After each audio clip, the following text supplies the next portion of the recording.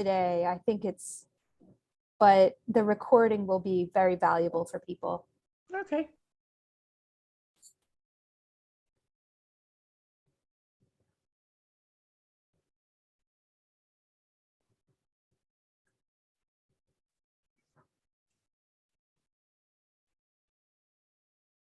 Hi, thanks for joining us. We'll get started in just another minute. Give people a chance to click in.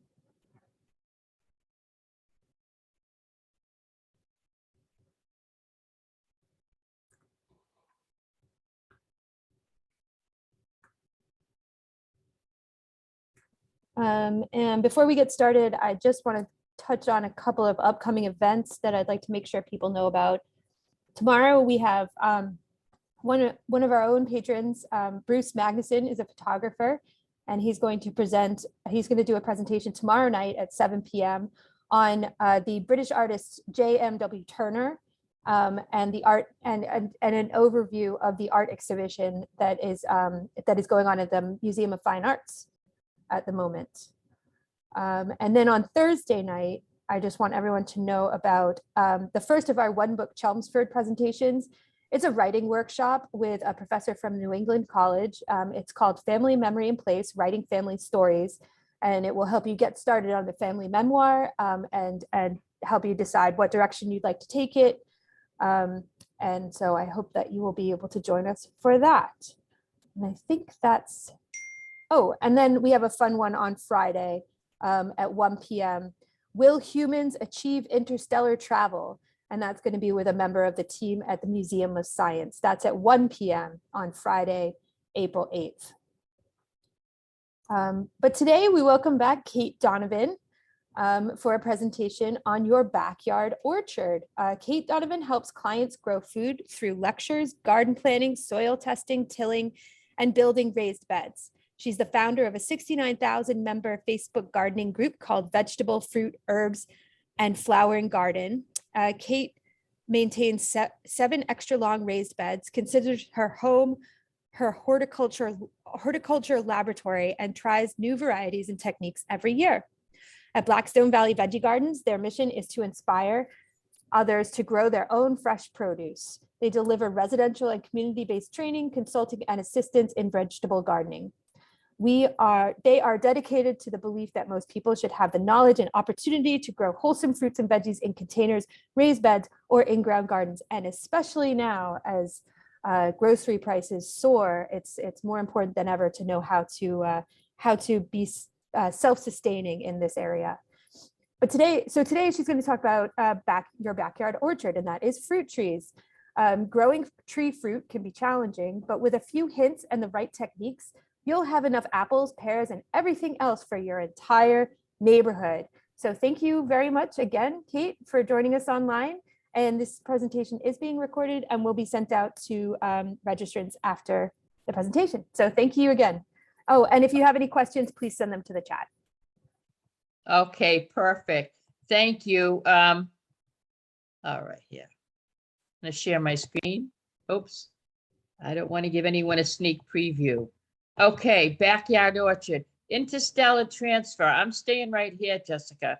I'm definitely staying down to earth. So no problem. Not going anywhere. Okay, so let's talk about your backyard orchard. You know, in these days of, as Jessica had stated, in these days of horrible inflation, I mean, it really does eat away at your, and you don't even notice it. You know, a lot of times you go in and you see, what do you call it? Shrinkflation. You know, you go and buy a box of something or a bag of something, you say, geez, this looks a little bit light. Well, it is, because it used to be 16 inches and they lowered it to 12 inches. So anyway, the price of groceries is soaring. And, you know, every year it takes a really, really long time. I'm an avid food grower. So I don't mind going out there and shoveling cow manure and you know, sticking, you know, sand in some beds in order to grow carrots. And I don't mind doing the work. But there is an easier way, you know, for a lot of crops, and that's to grow your own backyard orchard. because you've got you get some good fruit trees and fruit bushes growing, and they're going to live longer than you are, as long as you take care of them. So you got to leave them in your will, who's going to get the blueberry bushes. So in any case, this is the presentation on backyard orchard. So within this presentation, we'll talk about basics of fruit trees. There's no way around it, folks. I have to get a little bit technical. Not too, just a little bit confusing and a little bit wordy in certain points. So if you don't understand, it's not you, it's me. So just, you can stop me. It's okay. No, it's a fairly small group. Just stop me and I'll explain further. Okay. So we're going to talk about fruit trees. Within those fruit trees, we're going to talk about the apple, and specifically, this is specifically really catered towards us in the Northeast.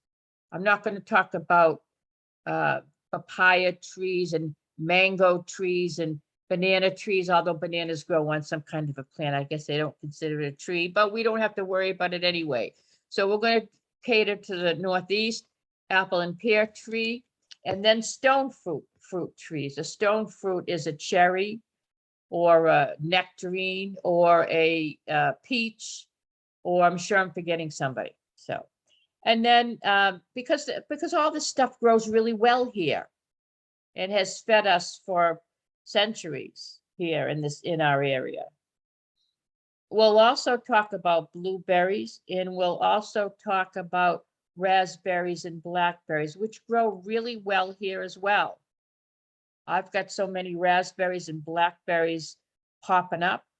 They play the whack-a-mole game. They have such strong, wonderful roots that they just pop up where you didn't plant them, including in my vegetable bed, which means I have to go and dig them out, pot them up, and give them to people on Facebook yard sale. This time I'm going to sell them for the new garden club I'm starting. So they're expensive in the store. You buy them for like $15. I'll probably end up selling them for like $5. But anyway, the berry bushes grow very well here as well. So let's talk about what fruit needs. Okay, fruit needs some sun. It doesn't necessarily need 12 hours of sun, but it requires at least 6 hours of direct sunlight. So for most trees, as you know, they grow in the warmth of the season. That means as always here, your most consistent sunlight is in your southern exposure, and the sunniest exposure in the summer would be your west, your afternoon sun. So if you have nothing but a little bit of, sun peeking through to the north, just make sure you make a note. Do you get 6 hours of really decent sun in that area? Or don't plant there. How frustrating is it? You think about it, and these plants are going to, like I was telling Jessica, sometimes your apple trees can take 5 to 7 years before they actually bear fruit. Don't let that deter you. You'll still have a lot of work to do. You got to prune them, and you got to feed them, and you got to prevent the pests from getting at them. They're a lot of fun and they're pretty, but it's an investment. And can you imagine seeing them grow and taking care of them for all those many years, and then realizing that you don't have enough sun and they'll never bear fruit for you? And that's the way it is. So just be aware of that before you plant. I like to flush these issues out before shovel to ground. So also, fruit trees do best in well-drained soil. So heavy clay or sandy soil will need to be amended with compost, topsoil, or some really decent loam in order to grow. There's a reason for that, is that when you look at a tree, it's kind of like an iceberg. You look at the top and you say, oh, that's it. Well, that ain't it, because there's a whole bunch going on the underside, under the ocean with the iceberg, and there's a whole bunch of roots going on the below the earth when it comes to a tree. you're only seeing half the picture. You know, the top part, the beautiful leaves and the flowers and the fruit get all the credit, while the poor roots underneath are doing all the heavy work. So they have to spread out and they have to be nourished. There isn't a lot of they can't spread out in heavy clay. And they can't spread out they can't get nourished by just having sandy soil. So also, before you plant, how much space do you have? So understand that these trees can compete for resources under the ground, for nourishment and rain. They will compete with the other trees. So you have to make sure that you have them at the appropriate distance from each other. Space them according to their expected size at maturity. Or don't plant them. I mean, so let me see if I have this in here. No. All right. So just let me give you a personal story here. I'm, you know, and I'm in retirement. Okay. So you know, I'm an older person and I don't want to have to go climb ladders to reach to the top of my apple trees. And I don't want to have to wait for the fruit to fall, because if I wait for the fruit to fall, you know, something or another is going to get it, or it's going to get bruised or what have you. So I got dwarf fruit trees, dwarf peach, dwarf apple, and dwarf pear fruit trees. They only grow 10 to 12 feet high. So I can climb up a few steps and pick the fruit right off with my hand, as opposed to a semi-dwarf tree, which grows to 15 to 20 feet high, or a full-size fruit tree, which can get 25 to 35 feet. So consider, you know, the height, and consider the implications of the shade as well before shovel to earth. So do yourself a favor. Okay, so bear with me here. This is my fruit tree. This is me over here. My fruit trees mature 8 to 10 feet tall and wide. So when you grow a fruit tree that's 8 to 10 feet tall, you have to space it 8 to 10 feet away from any other fruit tree. Semi-dwarf tree is 12 to 15 feet tall, so you will have to space it 12 to 15 feet away from any other fruit tree, because that's the space the roots need in order to thrive in the soil. Okay, standard in the unmarked ones as well. If you get a tree, if you find it, or if you don't know what it is, you have to assume that it's a full size one, so you'll have enough space, right? So at least 18 feet tall and wide, except for the peach and nectarine are a little smaller. You have to make sure you have at least 18 feet or more between those two trees. Okay, planting your tree. Okay, before you plant the tree, remove the plastic wrapping, any kind of wrapping around the plant, and submerge the roots in cool tap water for 4 to 6 hours, 24 hours maximum. And everything I say has a reason to it. So you want to submerge it in water for 4 to 6 hours. Why? Because it may have been a while before that tree has received its last drink.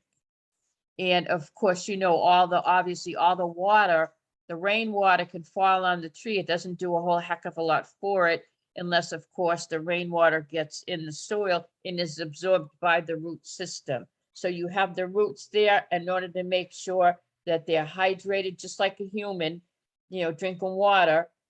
put it in the soil, put it in a bucket of water for 4 to 6 hours. Typically trees are fairly small, so like Home Depot bucket, 5-gallon bucket would be fine. And no more than 24 hours.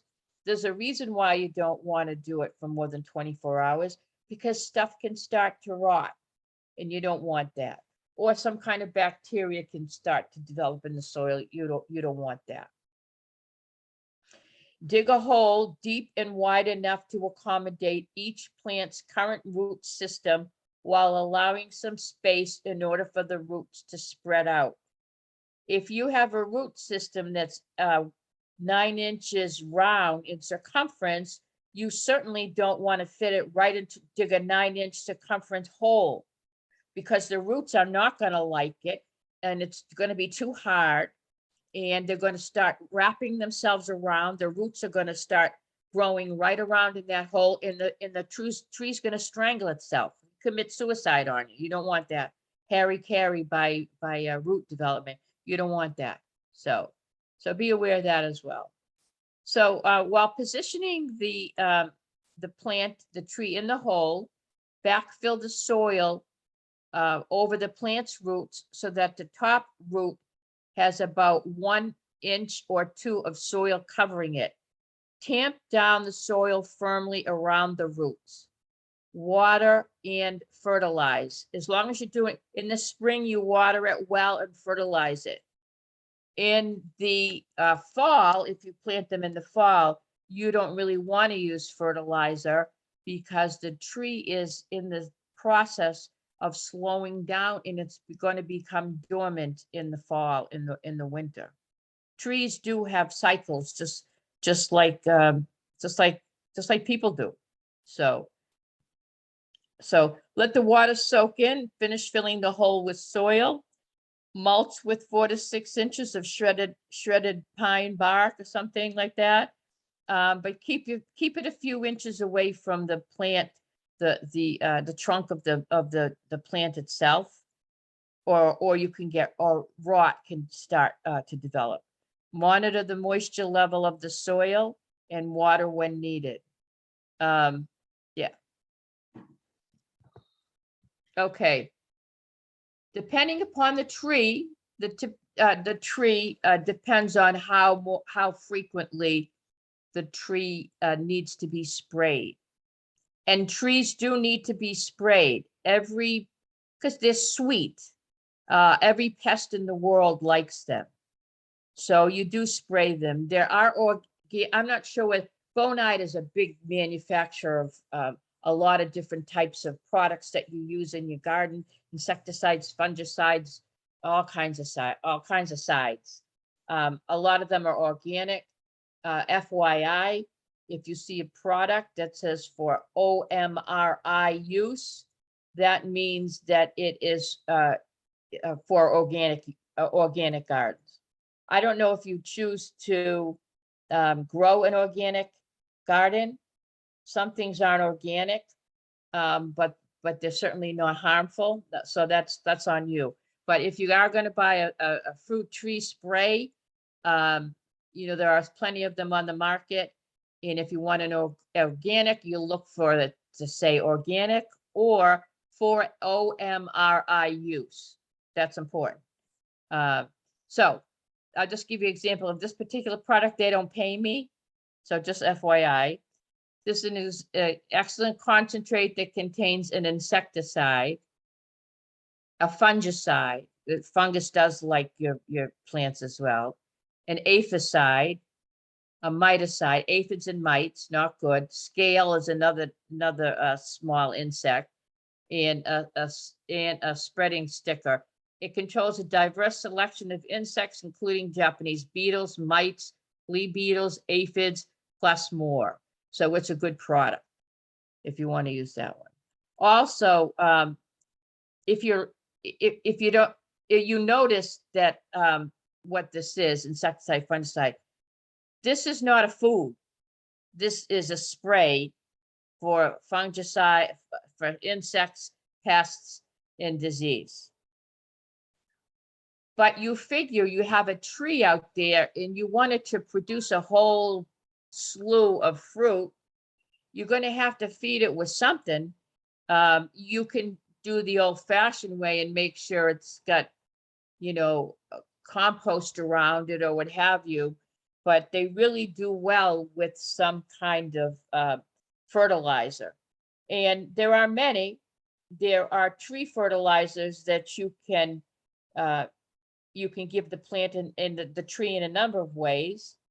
You have granular fertilizer you can sprinkle around the base and water it in well. You have liquid fertilizer that you can put, I don't know, maybe a certain amount of the liquid in your watering can, fill it up and use that. Or this is one, there are different brands of this, but this is Miracle Grow, and it looks like a long vitamin pill, I guess you could say. And this is a very concentrated material. So in this top is a plastic, this little white thing on the top. And what you do is you put that in the soil with your foot. You stick it right in there. It's a spike. And that will feed your plants for a good 6 months. So, and you use that according to the instructions as well. So, very convenient. That's the benefit is you only have to do it every couple of times a year. The bad part is, just like anything time released, it doesn't release all that evenly throughout the 6 months. So during the beginning, you're going to get an extra hit. And then when the effects start to wane, when it starts to get used up, you won't get that much. So FYI.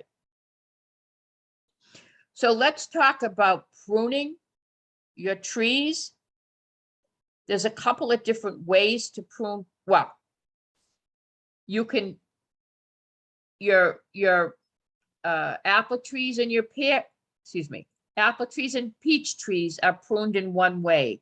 They have a strong central lead and they're pruned in one way.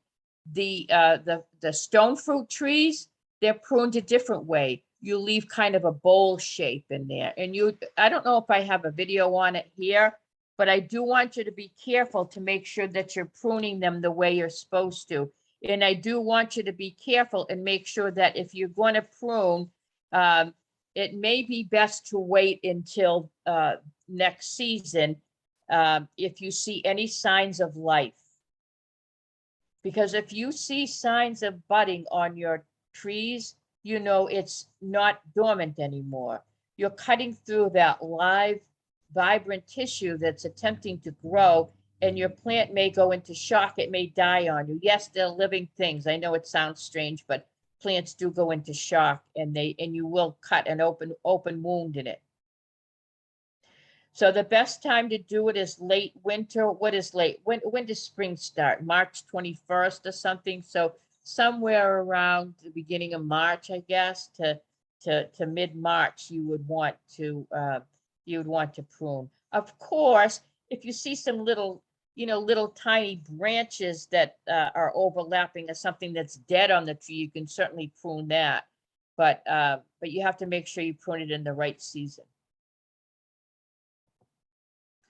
So I'm going to show you this video, and this guy is from this guy is from Grow Veg, and it's a really good one about planting. And this happens to be, actually, this isn't. I believe this is a cherry tree. So. Hello! Autumn's now well advanced, and most of the trees around here have all but shed their leaves. It's been a spectacular couple of weeks, full of glorious autumnal leaf colour and some truly spirit-lifting days of crisp, clear sunshine. Things are noticeably quietening down in the vegetable patch, but there's one area where there's still plenty of work to be done: the fruit garden. Autumn through to spring is the best time of year to plant fruit trees. At this time of year, many nurseries are also digging up trees to sell bare-rooted, without pots or soil. Bare-root trees are cheaper than trees grown in pots, but crucially, they're fast to establish. I've got this cherry tree to plant, but to get it off to the best possible start, it's important to follow a few simple steps. So in this video, we're going to show you how to plant a bare-root fruit tree. First up is ground preparation. If you are planting into an area of lawn, begin by removing an area of turf at least 3 feet or a metre in diameter. This will stop grass from competing with the young tree for moisture and nutrients, and it needs to be kept clear for the first few years of growth. Dig out any perennial weeds, including roots. If your soil is either very sandy or heavy with clay, add plenty of organic matter to the entire planting area and dig this in. I'm using well-rotted garden compost. Mixing this into the whole area, rather than just the planting hole, will encourage roots out into the surrounding soil, helping the tree establish quicker. Okay, so now it's time to dig the plant. On that, you noticed what he did? That's a really, really big area. And he did that so to soften the soil so that the roots could spread right out to their heart's content. So. Planting hole.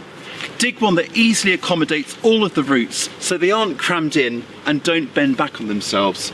All that preparation you did earlier should make this a pretty straightforward job.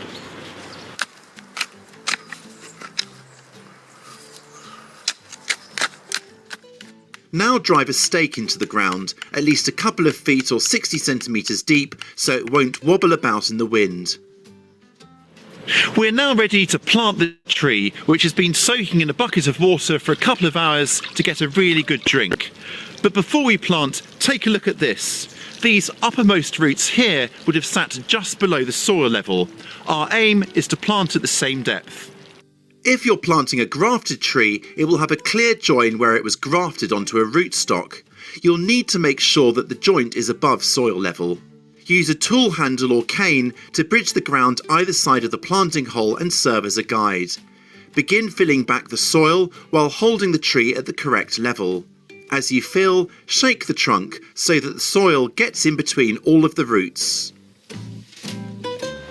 When you are close to the top of the planting hole, firm in the soil with the point of your foot like this. Firm in around the tree without stamping it down and compacting it, then fill in with the remainder of the soil. Thoroughly water around the planting area to settle in the soil further. Now it's time to secure the tree to the stake using a tree tie. This tree tie is made of soft, flexible rubber which is kinder on the bark.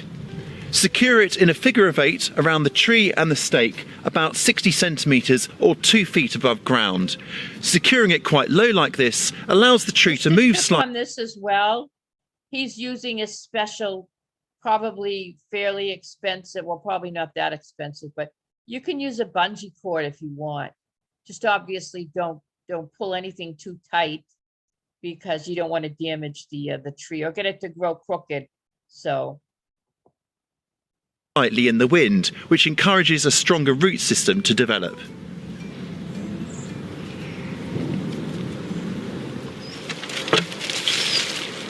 Once you're done, add a 2-inch or 5 centimetre layer of organic mulch around the tree to help suppress weeds and retain moisture. I'm using a mixture of compost and leaves. Make sure you keep it clear of the trunk though, because you don't want it to rot.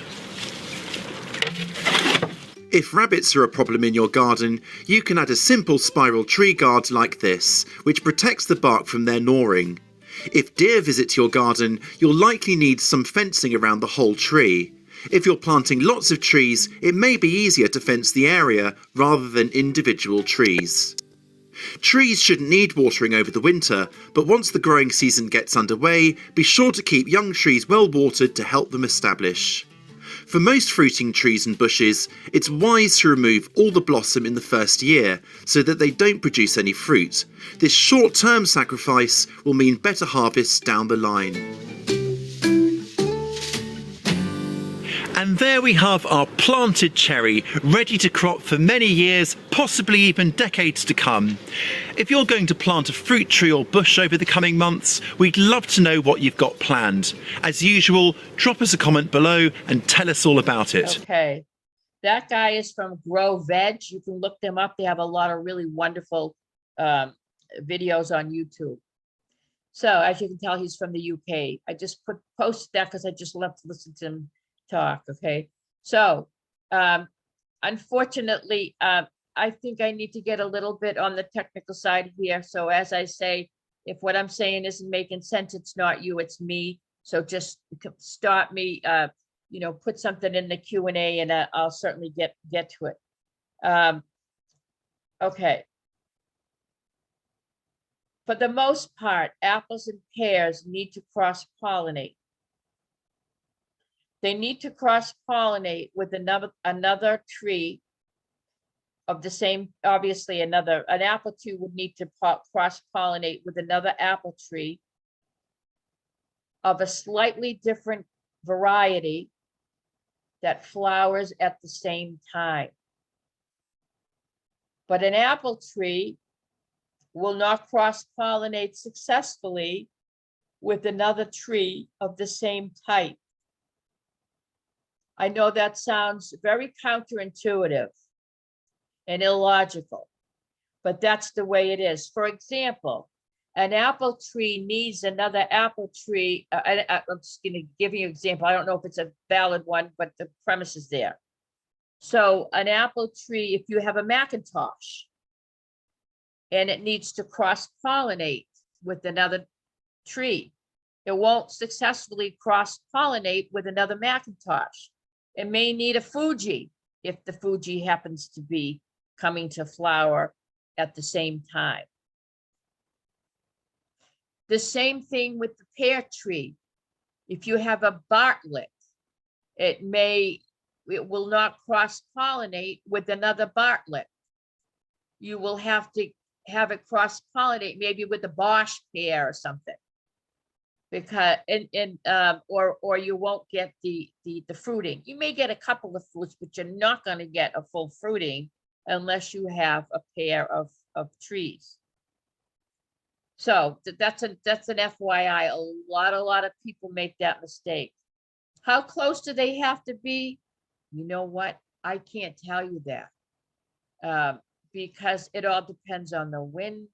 It all depends on the weather. What else is in the way?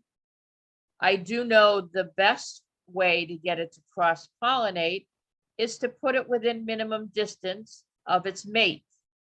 And when I say minimum distance, we went over that slide already. So you know the minimum distance between a tree that's 10 foot tall and is a dwarf tree is 10 foot apart from the other dwarf tree. So fairly logical. Will the apple tree cross-pollinate with another apple tree that's on the other side of the yard? Maybe. Will it cross-pollinate with the apple orchard across the street? It may, because you have so many trees. So the whole thing is, I'm not sure. So I would grow them as closely as I can to one another. Every once in a while, you do get a tree that is actually self-pollinating in the apple and pear variety. There is one, I had one and something happened to it. I forget what it was, but it ended up dying on me. It was an Asian pear. Have you ever seen an Asian pear? It's round like an apple, but it can be the same color as a pear. Anyway, it's kind of like a hybrid between an apple and a pear. Anyway, there are some apple and pear trees that are self-pollinating. But even though they're self-pollinating, which means they don't need another slightly different cultivar in order to bear fruit, they still do better when there's one in proximity. I believe the cross-pollination helps in the fruiting. So also, I want you to be aware, a lot of times I bought my trees online and I bought them from Stock Brothers, BROS.com. And they were quite small. So it's taken quite a while for them to grow. And last year I got one apple.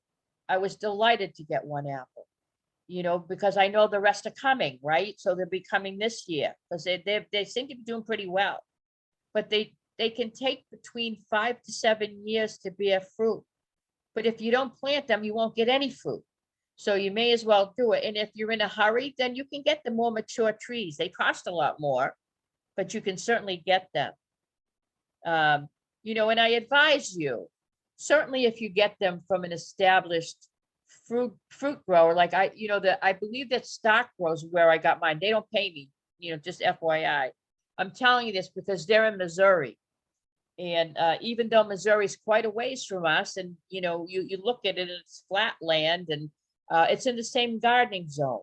So it's the same basic climate. So you may want to you may want to purchase trees locally, but make sure when you do that they're labeled appropriately, and you know which kind of apple or which varieties they are, so you can successfully get a mate in order for it to cross-pollinate. And make sure you know that it's labeled, that this is a dwarf tree and this is a full-size tree, so you don't make that mistake as well. Also, within the apple and pear trees, understand they're going to be sprayed multiple times a year to prevent disease and pest infestation. And you can look it up. I don't know, some people spray their apple trees every, and that's another reason I got the dwarf ones. I actually have a backpack sprayer that looks like something from Ghostbusters. I know some of you are probably far too young to remember Ghostbusters with Bill Murray, and anyway, but it holds 4 gallons of spray, and it goes on my back with these straps, and it's battery charges via battery. There is other ways you can spray your trees. You can get one of those containers that you screw onto the bottom of your garden hose. I think you've maybe seen those. Fertilizers come that way. The Miracle Grow comes that way when you see the blue powder in there if you use that. But you can put your apple tree spray in there as well. Or you can do it, there are other spray, you get those jugs that you can pump up. I don't know if they cost 10, 15 bucks or what have you, 1 or 2 gallons. You pump them up by hand, and then you probably take your 4 or 5 pump ups in order to do a tree, but it'll help you get in shape, get those biceps going. So, but they do have to be sprayed. Okay, so now here we go. Bear with me, folks. And I'm going to send this presentation to you. I'm going to give you, at the end of the presentation, I'm going to give my email to you, and so that you can email me and request this presentation, because as always, my approach is very how-to. I really want people to be able to grow. I want them to be able to grow their garden, hand that down to their kids, and share it with their families. So there's a lot of technical cheat sheets in here and all that. That's just my style. So all right, I'm just going to give you an example here. Okay, here's a cross-pollination. Let's get something that we know. Red Delicious. If you have a Red Delicious, a Red Delicious, and you bring it over here to a Fuji, and you get an X, so that will cross-pollinate. Okay, if you get a Golden Delicious and you go to cross-pollinate it with a Brayburn, it won't cross-pollinate because there's no X there. Okay. In the O, you see 1 O in here, 1 O, only 1 O, 2 O's, 3 O's. The O's mean that it's partially self-compatible, but the pollinator is still suggested. So anyway, reference material. So let's look at the pears, same thing. The X is not a pollinator, and this little yellow one's a good pollinator. Pear with another variety for best results. Bartlett pear is really good with an Anjo pear, and really good with a Kiefer pear and a Moon Glow. And right now it says it's partially compare with another variety for best results. So that's the Bartlett against the Bartlett. So hopefully that's not too confusing. All right, so let's talk about stone fruit. There's a misconception out there, and even me, when I was buying trees, I actually initially bought a cherry tree and it died. And, I learned from my mistakes. There isn't a good gardener on the face of the earth that hasn't learned from failure. It's full of failure, fraught with failure. The whole thing is we're trying to control Mother Nature. She doesn't like that very much. So she's what you learn is you have to go along with Mother Nature and be kind to her, and she'll bear fruit, literally bear fruit for you. So anyway, my cherries failed on me. So I decided I was going to get a peach tree. And peaches are self-pollinating. And so in theory, they don't need another cultivar. So I got a peach tree, and unlike my slow to produce apple trees, my peach trees gave me fruit within 2 years. But it was small and it didn't taste all that great. And I didn't get a whole really good yield. So I called the company and I said, I got to tell you, I know that the food that you grow tastes very different than the fruit that you buy in the store. But I just want to know, is there any way that it will, be tasting better? Because they're kind of bland. And I don't want to put a bunch of sugar in it. That kind of defeats the purpose of growing healthy produce to me. And they said, wait a couple of years and it will get sweeter. And it did. And then I said, and speaking of this peach tree with bland fruit, it also is supposed to be self-pollinating, but it doesn't produce a lot of fruit. What am I doing wrong? And they said, well, it is self-pollinating, but nonetheless, it will still do better if you have another pollinator in the reasonable proximity. So I planted another one, and now I have a plethora of fruit. And if I get to it before the deer do that, because I had to plant them outside my gate, then I'm doing well. So, but that's my story about peaches and cherries. These stone fruit, a lot of them can be self-pollinating.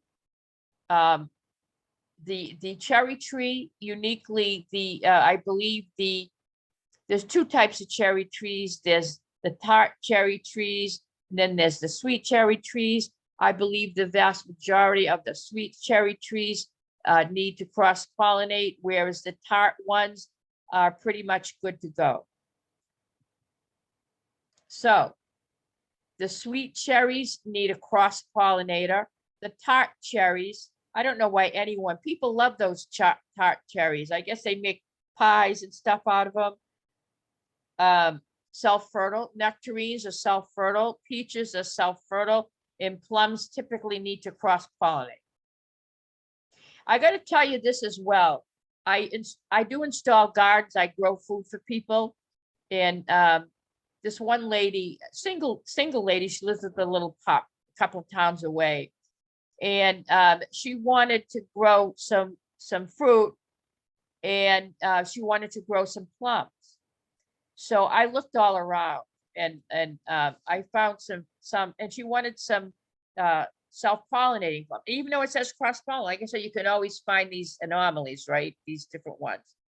So I ended up getting her some self-pollinating plum tree plus another cultivar, just in case of that, the fallout. And where I got them, believe it or not, was Home Depot.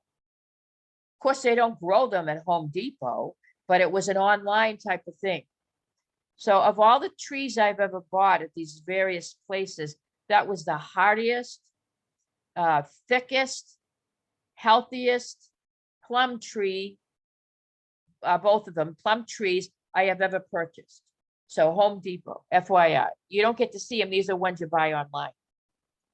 So, as I said again, not to sound like a broken record, even self-pollinating varieties typically do better with another variety. Okay, so let's talk. And if you have any questions, please feel free to put it in the Q&A, and we'll certainly get to those. I kind of go fast. Yeah, that's just the nature of, I do a lot of these presentations. So, and I enjoy each one. So let's talk about some fruit bushes. Blueberries, blackberries, and raspberries. There are a ton of other type of berries out there. There are ton of other type of fruits out there, you know, for example, the strawberry or even the melon. I don't consider a melon, you know, watermelons and cantaloupe. I don't consider them to be real fruit. They're certainly real fruit because they're actually cousin to the cucumber, and I always think of them being more as vegetables. But in any case, but these are the ones that grow perennially, and that you can grow easily in your northeast garden. So let's talk about blueberries. Okay. Blueberries love the sun. Blueberries require acidic soil. Blueberries also do much better with 2 or more varieties with the similar flowering time to successfully cross-pollinate, although they may be self-fertile. The plants won't have much fruit for the first 2 to 3 years. Heads up, you're not doing anything wrong. Don't get all anxious and say, oh, there's something wrong here, and cut them down to the base. Or, you know, don't go nuts. They won't do much for the first 2 or 3 years. The harvest is bigger. This is something that like me and many other people, we get better with age, right? The harvest will be bigger after 5 years with your blueberries. They are very slow growing, and they don't reach their full size and capacity for 8 to 10 years. So each winter, prune out the old, weak, and dead wood. You can tell the dead wood. You know, if you scratch it with your fingernail, or, you know, with a very, very gently with a tool, and it's black under there, or it's gray under there, that is a dead branch, a dead cane. If it's green, leave it be. It's certainly alive.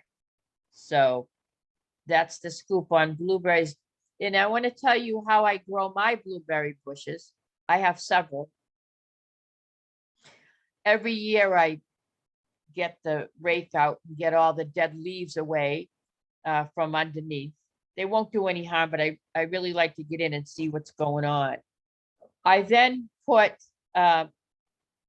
2 to 3 inches of Canadian sphagnum peat moss, the stuff that comes in the bale, because it's very absorbent and it's a wonderful soil acidifier, and it's an organic soil amendment. So I use it. Now, I say that I'm putting myself out there, and I don't know if there's any horticulturists in the group, but nobody will disagree with what I said. However, Canadian sphagnum peat moss, you've all seen it. It comes in the bale. A lot of the bales are white plastic and you open it up, and it's in a big square bale, and it puffs up. So 3 cubic feet will get you 6 cubic feet of grow material, plenty. Or if you just have a few, you can just buy a little bit in the bag. The whole thing is, it's wonderfully sustainable in your garden. It doesn't shrink up, and it acidifies, and it's absorbent, and it does a great job for your plants. However, it's not sustainable at the source where they harvest it in Canada. As a matter of fact, some people will tell you that it's really not a green product. So your mileage may vary whether you want to use it or not. There are some soil acidifiers, you know, granules and what have you, that you may use. And I suggest, if you're trying to be sustainable, if you try and take care of your family and your friends by growing fresh food, I would suggest that you use something that's organic, or certainly something that's not meant for roses or azaleas, which are also acid loving, but some people are less apt to take more care of them when feeding them organic, even though it's important to feed them organically too, because of the bees, and, you know, our pollinators are having a rough go of it. So anyway, what I do is I clean out the bottom of my blueberry bush. I put down 2 to 3 inches of peat moss, Then I put down about 1 inch of compost. I make my own. If you don't, you can use Black Cow or Nature's Care or any other bagged organic compost from anywhere. And then over the top of that, I will put a light mulch, perhaps, or humus. A light mulch, maybe you could put down shredded straw. You get that easy straw, or a very light helping of crushed up leaves from your garden. That stops the weeds from growing in and the grass from growing in. And it gives more, it leaves the soil more pristine for your blueberry plants. So that's how to grow your blueberries. Here's another one, folks. Here's another cross-pollination matrix for your blueberries shrubs. So pair with another variety for best results. This goes to tell you that they are I guess the vast majority of them are considered to be self-pollinating, but as I say, nonetheless, they do better with a cross. So there's that. Okay. So let's take a look at these, your raspberries and your blackberries. Very confusing. It was confusing as heck to me when I had these growing up in my yard and didn't know what's what. You have a blackberry. Well, first of all, blackberries start off red. And secondly, some raspberries are black. So how confusing. So anyway, let's talk about it. Raspberry, when you see a plant that comes up looking like this leaf formation, right? And you turn over the leaf to see the bottom, and the leaf is bluish white, that's a raspberry. If you have that leaf formation and you turn it over and the leaf on the underside is green, basically the same color as the top, that's a blackberry. Also, you notice here, now, not to throw you, there are some blackberries and raspberries that are thornless. I don't know how well they produce or what have you, what they had to do to hybridize them to get them to be thornless. But your raspberry thorns are fairly little. You don't want to mess with it without a pair of gloves, unless you're like me and you're crazy and just used to getting stuck by the thorns. But you see the thorns that stick out 1/4 of an inch or what have you.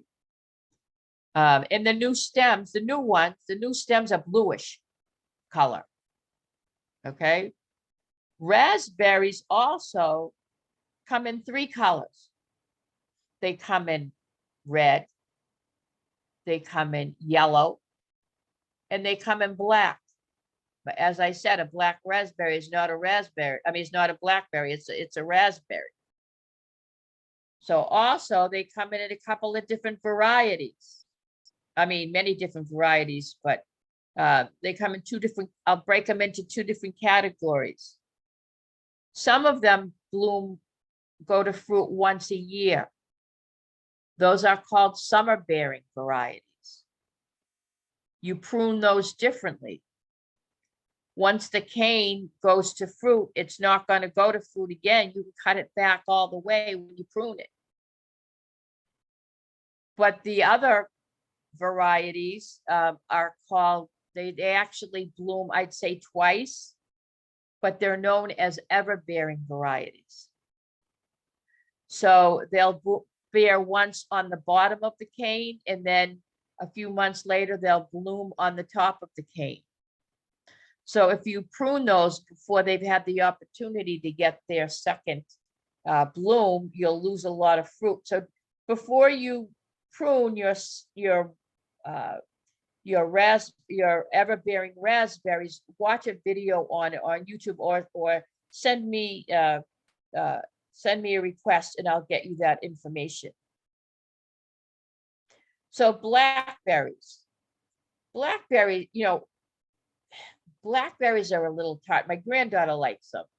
I don't know how she's 5. She's always liked them, even since a kid. a mouth would pucker up and you'd still eat those blackberries. The raspberries are sweeter. I have a type of raspberry. It's a gold one. It's an everbearing.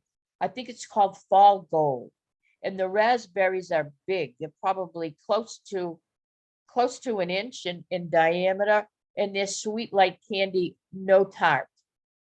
If you like that, very mild. So in the blackberries, as I say, are more tart. Blackberry is a bigger plant. Some of these blackberry canes can actually reach 10 feet if you let them grow. You don't, though. You cut them back when they reach 4 feet. So those are basically the differences between these members of these cousins. So they're members of the same family. Okay, so more information. Here are the ones, the golden raspberries. These are the ones, my favorite, being a sugar addict as I am. Here are the red ones, and here are the black raspberries. Summer bearing. They produce raspberries, canes. New canes form in the summer, go dormant in the winter, and produce raspberries the following summer before dying back. Everbearing raspberries produce new canes called primo canes in the summer and fruit on them in the fall of the same year. These canes also produce fruit the following summer. So you got to be careful when you're pruning them.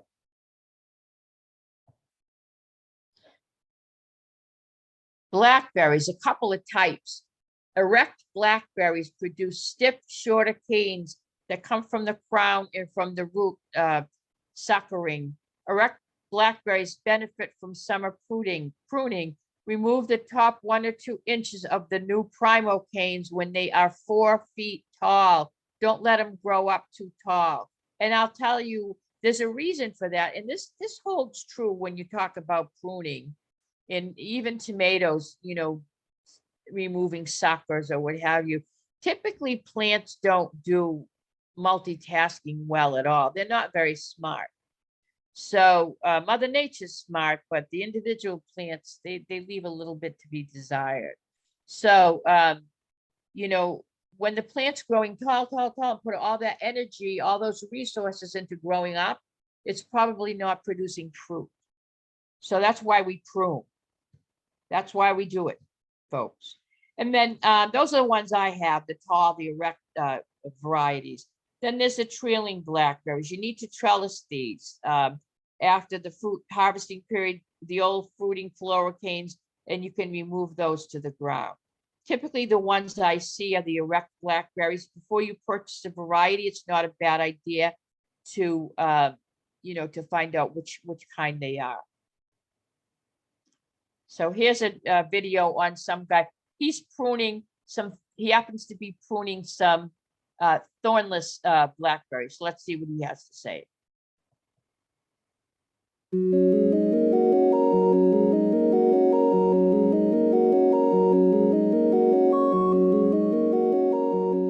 Today we're in Central Arkansas and we're going to show you how to prune a thornless blackberry. First of all, what we'd like to do is take out our spent canes, our spent floor canes, and I'll show you how to do that. You need a good pair of loppers, and you go in and you see your canes that have had berries on them from last year, and we want to take those out right at ground level, and I'll show you how to do that.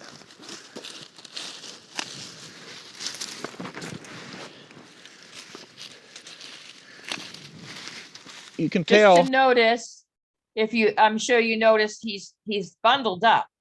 He's in Arkansas. So, he's doing it in the winter, late winter to early spring. So just FYI. The spent canes from your new prima canes by the color, your spent canes are a dark brown, and your new canes are a bright green or have a reddish color to them, like this. That one's a spent one, so we'll want to take it out right at ground level. There's another one, and these need to be removed. Those all look pretty good. We want to make sure they're back under the trellis. for ease of picking. And then you take your hand pruner and shears, and we want to tip the tops at about 42 inches, 46 inches, something like that. And then we want to tip our laterals at about 15 inches. So I'll show you how to do that. Go ahead and tip it right above a node.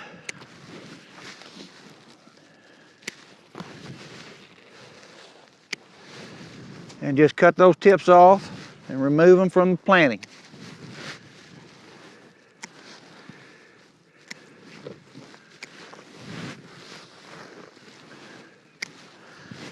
You take your laterals, prune them back to about 15 inches.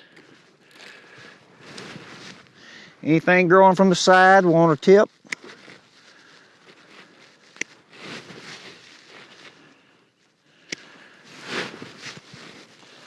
Any broken or diseased tissue we want to remove. Any weak stems can be removed. Leave 5 to 7 of your strongest canes. And that plant seems to be in pretty good shape right there.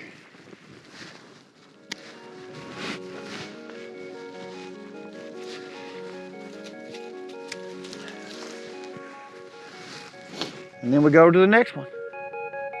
So, just an FYI, you see the tools that that gentleman used. One is a pair of loppers, and one is a pair of hand pruners. You can get hand pruners at the dollar store. And what it's going to give you is it's going to give you a very sore hand. So with garden tools, folks, because I am the cheapest, trust me, I teach sustainability, and we have over 20 presentations in the portfolio. But I do have to say, you don't have to spend a fortune, but get a good set of garden tools. And the hand pruners, you can get one for, reasonable one for 20, 25 bucks that will save your hand. And the pruners, they may cost you a little bit more. Don't try to get don't try to prune it with what do they call those things, hedge trimmer or anything like that. It's gonna, you got to give it some care. You got to look at which canes are dead. So you just need to get some good pruners. So another thing is, I've had problem with my fruit bushes because I live in the Booniesville here in Blackstone, Massachusetts, which is on the Rhode Island border. So, but it's pretty rural here. We have an awful lot of birds. And, since I've been growing my fruit bushes, I've seemed to have a lot of birds come to my area. And then, I think the first year I started getting a good deal of berries, I happened to look over and realize that there were none left. They didn't leave me a blinking blueberry to make one muffin with. So they're not very kind. So you do have to sometimes put a netting on them. And, they do sell bird netting. You can get it on Amazon fairly cheaply. I do want you to be aware that you're going to have to rig it up some way. Last year, I'm still learning. I give all these presentations, but there's so much to growing, so many things that we're always learning, right? So what I did was I got some bird netting and I threw it over my raspberries and my blackberries, but the blackberry, the branches themselves grew right through the mesh. So I realized I didn't do it well, and this year I'm going to have to install a post and some type of a rope or something to go along the top. So, and I'm going to have to rig it up, build some kind of a frame so that all the canes don't grow right through the mesh. So in any case, you are going to have to do, to protect them. Some people like bringing in the birds. I mean, my granddaughter, I'm yelling at the pretty cardinals, and my granddaughter's saying, "But Grammy, they're so beautiful." And I tell her, yeah, they're beautiful, but they'd be more beautiful if they stayed away from my blueberries. So also the berries, you can feed them regular food at a regular interval, regular fertilizer, but there are some organic feed that you can feed them specifically for berries. So that's the presentation. Jessica, do you want me to read from the Q&A? Or do you want to read from the Q&A for me? Oh, maybe she's not with us. Okay, very good. Okay, I'll pick it up here. Well, all right. All right, thank you. I would like to start from zero and wonder how long it will take to get enough fruit to enjoy the fruits of our labor, so to speak. 2 years, 5 years, 10 years. That all depends. I would say that you'll start getting raspberries and blueberries within, I'd say, 2 to 5 years. You'll get peaches probably 2 years. It may take you, 5 years, 4 to 7 years to get apples and pears. The bigger the plant, that means the more mature it is in its level, the fewer years that it will take you. You can immediately have fruit. You can plant strawberries. You can get strawberries that are ready to fruit already in the 6-pack, and you can have some kind of fruit. And strawberries are also, even though I didn't go over them here, they're also perennial. They keep producing baby plants through runners on top, and you have a strawberry patch, and you'll have those for the mother plant dies out after 2 or 3 years, but the patch is self preserving because it keeps making new babies, clones from the parent plants. So for 2 years you can start, and in the interim, you can always, like I say, grow some melons if you have some good sun and some fairly deep soil. It's definitely a worthwhile investment, because a dwarf fruit tree will give you a whole bushel and a half of apples. So, and that's just one. So it's definitely worth it, but you have to be patient, unfortunately. Just like any kind of gardening thing, you have to be patient. Do you use neem oil for spraying? We are all organic. That's good. And you wonder if neem oil is a good product. Neem oil is an awesome product, and I'll tell you why. Neem oil will not kill any insect that isn't biting the plant itself or biting the leaf. And your pollinators don't bite the leaf of the plant, so they concentrate on the flowers. So I would try, so yes, neem oil is a one good tool in your arsenal, and I would definitely use it. It comes in a concentrate, so make sure you use it to the specifications on the plant, for the on the bottle of the concentrate. Especially if you're using fruit trees or berry bushes, you would want to use the concentrate. Using the premix with your hand would be pretty, your hand would get pretty tired fairly easily. And but it is a good product. I use it myself. So let's see if I have something. Okay, very good. Okay, so if we have any more questions, you can either put them in the Q&A or unmute, because there's a small group here. Okay, I am going to go. I'm going to go into the chat. We can all see the chat. So I'm going to put my email in here, and it is BV as in Blackstone Valley, Veggie Gardens at gmail.com. Okay, so please send me your email, because if we were in a room together, I would have handed around a sign-up sheet so that I can send you off this wonderfully valuable information. And also, you'll get a link to my website, a link to the Facebook group, a link to the Facebook page, and ask me any questions you have about your garden, about growing food, even about growing any other type of tree plant, flowering plant or what have you, because if I can't answer it, I can certainly get the answers for you. So let me make sure. Okay. Oh, you can't see the email. Oh, okay. Okay. To hosts and panelists. I'll put it in here. Let's see if you can see it. Oh, okay. Answer live. Oh, let me just do it here. Bear with me here. Okay. I'm going to put it in here. See if it's here.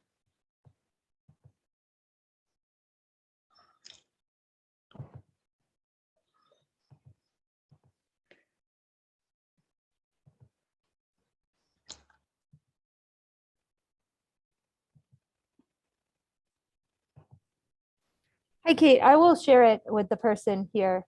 Okay. Let Sorry me about just that. write it here in case anyone else. Okay. Oh, BV Veggie Gardens at, oh, So I did resend it to people as well as oh, good. let people know that I will send around all of the links Okay. and your email address and the recording tomorrow to everyone that registered, so that they'll all have that too. Very good. All right. Very good. Then are we all set? Any other questions or? I don't see any today, but thank you so much for your time. It was a You're great very session. welcome, Jessica. Now I'll send you that information. Have a good day. You too. Thank you so Yeah, much. bye-bye. Goodbye, everyone.